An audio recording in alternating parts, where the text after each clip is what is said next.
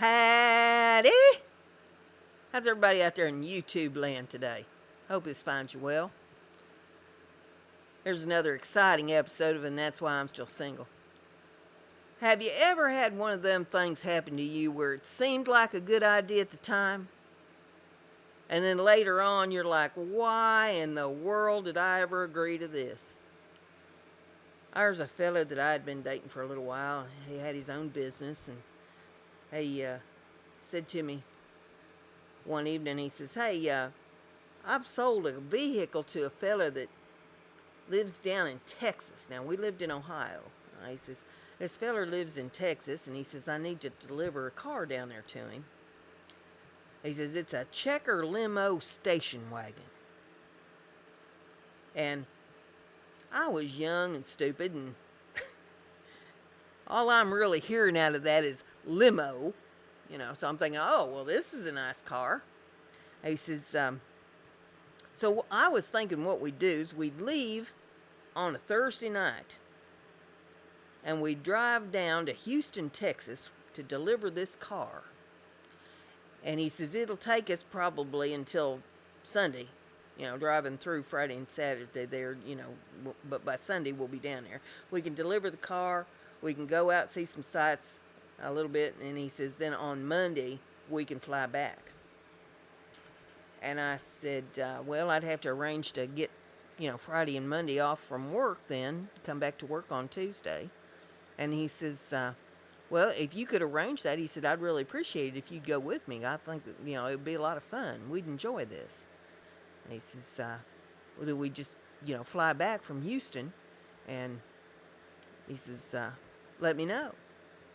So I thought, man, I've never been to Texas before. This would be really cool. Now, this is in July. In July, mind you, okay? And I'd never been to Texas before. I heard it was hot down there, but I had no clue. So I make the arrangements. I talk to my boss, and he says, yeah, he says, you can make it a 4-day weekend. That's okay. Oh, all righty. So I pack up my stuff, and I work downtown, a high-rise office building, you know, so I take my little valise with me, and I rode the bus down to work so that, you know, when I got back, that he could just drive me back to my house once we got back to the airport, you know. Well, that day rolls around, I've showed up there with my valise to work, I do my work, and I come out in front of the office building after work to meet him. He pulls up in this horrible, I mean, battleship gray, ugliest thing you've ever seen in your life, big old tank of a car. And I know the look on my face had to be priceless.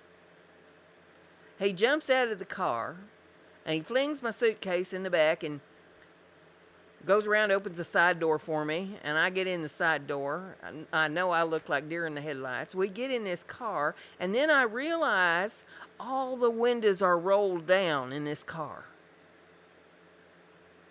And I said, why are all the windows rolled down? Roll up the windows and let's get the air conditioner going. And he's driving, okay?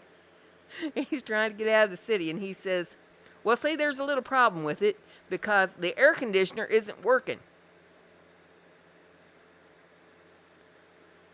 I said, the air conditioner's not working and we're driving to Texas in this car? And he says, yeah, but I think it'll be all right. We get moving, we get out of the city. It'll be all right.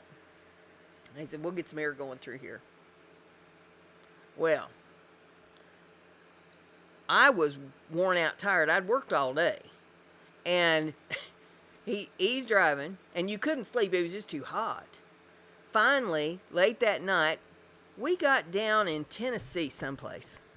And I don't remember what city it was we was close to, but it was a larger city.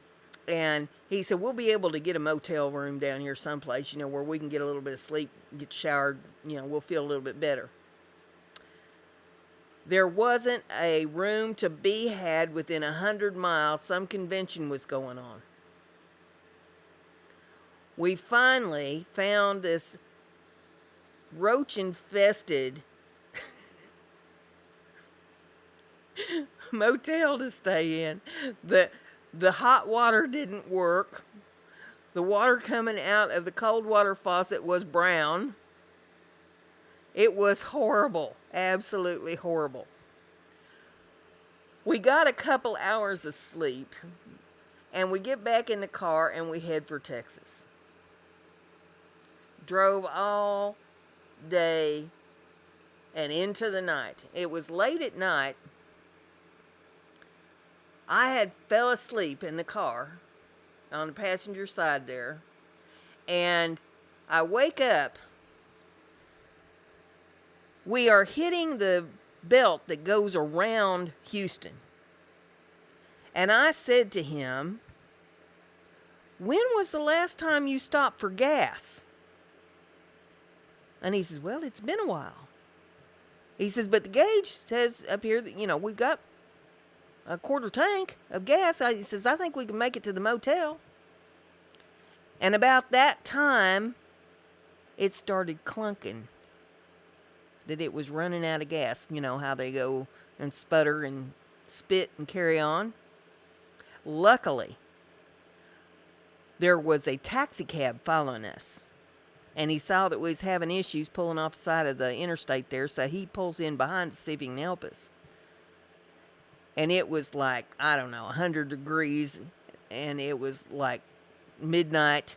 It was horrible hot, and this taxi driver drove us to a gas station where we could get a gas can and get some gas to put in this car so that we could get on to the hotel. We were soaking wet with sweat. I know the smell had to be horrible. And we walk in, he had made reservations in this really swanky hotel, one of these places where they have bellmen and all this, and we go in there looking like something that the cat had thrown up in the middle of the night. And they had reserved the room for us, so we get up there and we can get a shower and get some sleep. And the next day we got the car delivered. And we saw a few sights there in Houston before we flew out. But I'll tell you what, that was the closest to hell that I ever want to be. And I never want to repeat anything like that again. So now, every time my mind starts telling me, "Oh, this seems like a good idea," then I think about that Texas trip. And I say, maybe I better rethink this thing. And that's why I'm still single.